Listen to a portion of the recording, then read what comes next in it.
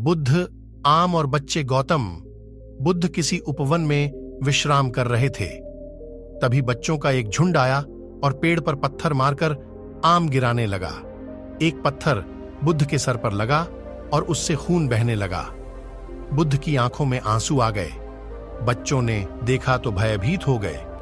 उन्हें लगा कि अब बुद्ध उन्हें भला बुरा कहेंगे। बच्चों ने उनके चरण पकड़ लिए और उनसे क्षमा याचना करने लगे।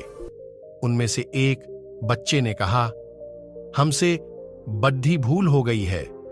मेरी वजह से आपको पत्थर लगा और आपके आंसू आ गए। इस पर बुद्ध ने कहा, बच्चों, मैं इसलिए दुखी हूं कि तुमने आम के पेड़ पर पत्थर मारा तो पेड़ ने बदले में तुम्हें मीठे फल दिए, लेकिन मुझे मारने पर मैं तुम्हें सिर्फ भय दे सका। परिश्रम के साथ धैर्य भी।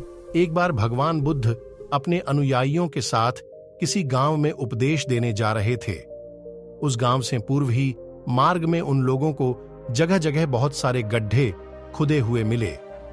बुद्ध के एक शिष्य ने उन गड्ढों को देखकर जिज्ञासा प्रकट की, आखिर इस तरह गड्ढे का खुदे होने का तात्पर्य क्या है? बुद्ध बोले, पानी की तलाश में किसी व्यक्ति ने इतने गड्ढे खोदे हैं।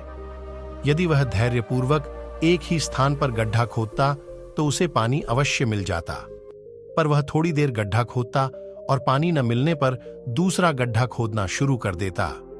व्यक्ति को परिश्रम करने के साथ धैर्य भी रखना चाहिए। अमृत की खेती। एक बार भगवान बुद्ध भिक्षा के लिए एक किसान के यहां पहुंचे।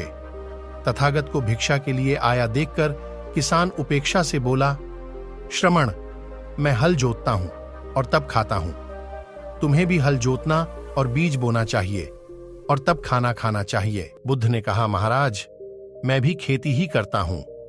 इस पर किसान को जिज्ञासा हुई। बोले, गौतम, मैं न तुम्हारा हल देखता हूं, न बैल और न ही खेती के स्थल।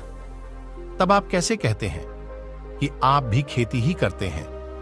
आप कृपया अपनी खेती के संबंध में समझाएं। बुद्ध ने कहा, महाराज, मेरे पास श्रद्धा का बीज, तपस्या रूपी वर्षा, प्रजा रूपी जोत और हल है, पाप भीरुता का दंड है, विचार रूपी रस्सी है, स्मृति और जागरूकता रूपी हल की फाल और पेनी है। मैं वचन और कर्म में संयत रहता हूं। मैं अपनी इस खेती को बेकार घास से मुक्त रखता हूं और आनंद की फसल काट लेने तक प्रयत्नशील रहने वाला हूं। अप्रमाद मेरा बैल है जो बाधाएं देखकर भी पीछे मुंह नहीं मोड़ता है। वह मुझे सीधा शांति धाम तक ले जाता है। इस प्रकार मैं अमृत की खेती करता हूँ। इसी प्रकार रहस्यमयी कथा सुनने के लिए हमारे इस चैनल को सब्सक्राइब करें और वीडियो को भी लाइक करें।